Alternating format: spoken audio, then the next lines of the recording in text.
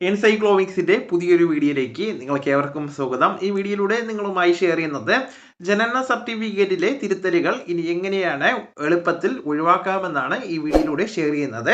നമ്മുടെ വീഡിയോ സാധ്യമായി കാണുന്ന സുഹൃത്തുക്കളാണെങ്കിൽ ആദ്യമേ തന്നെ ചാനൽ ഒന്ന് സബ്സ്ക്രൈബ് ചെയ്യുക. അപ്പോൾ നമുക്ക് വിശദാംശങ്ങളിലേക്ക് കിടക്കാം. ജനന സർട്ടിഫിക്കറ്റുകളിലെ തെറ്റുകൾ തിരുത്തുന്നതിനുള്ള കടുത്ത നിബന്ധനകളിൽ ഇളവ് വരുത്തിക്കൊണ്ട് സർക്കാർ പുതിയ ഉത്തരവിറക്കിയിരിക്കുകയാണ്. മാതാപിതാക്കളുടെ പേര്, ഇൻഷ്യൽ വികസിപ്പിക്കൽ, മേൽവിലാസത്തിലെ അക്ഷരത്തെറ്റുകൾ എന്നിവ തിരുത്തുന്നതിനായിട്ട് ഇനി ഓഫീസുകൾ കയറി ഇറങ്ങേണ്ടതായിട്ടില്ല. മുൻപ് നോട്ടറി, ഗസറ്റഡ് ഓഫീസർമാർ, വില്ലേജ് ഓഫീസർ എന്നിവരിൽ നിന്നുള്ള രേഖകൾക്കായിട്ട് കാത്തു നിൽക്കണമായിരുന്നു. എന്നാൽ പുതിയ ഉത്തരവ് പ്രകാരം ജനപ്രതിനിധികളോ ഉദ്യോഗസ്ഥരോ ആയിട്ടുള്ള 2 വിശ്വസനീയ വ്യക്തികളുടെ സത്യവാങ്മൂലം മാത്രം നൽകിയാൽ മതി. രജിസ്ട്രേഷനിലെ വിവരങ്ങൾ തെറ്റാണെന്ന് ബോധ്യപ്പെടുത്തുന്ന രേഖകളോടൊപ്പം തന്നെ ഈ സത്യവാങ്മൂലം കൂടി സമർപ്പിച്ചു കഴിഞ്ഞാൽ തദ്ദേശീയ സ്ഥാപന രജിസ്ട്രാർക്ക് തിരുത്തലുകൾ വരുത്തുവാൻ അധികാരമുണ്ടായിരിക്കുന്നതാണ്.